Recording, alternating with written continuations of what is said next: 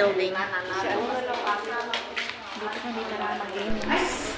Good news! Bukas na talaga ang new building ng mga OFW dito sa bayan ng Mlang kanina. Unang-una, may brigadang nangyayari umaga pa. Pero, na-late ako. Nang dumating ako at ng aking mga kasama, tapos na ang paglilinis. So, parang nakakahiya, no? Pero, meron pala kaming meeting. So, yun. At least, andito kami para sa meeting. First meeting namin dito sa aming new building. Mag-meeting galo?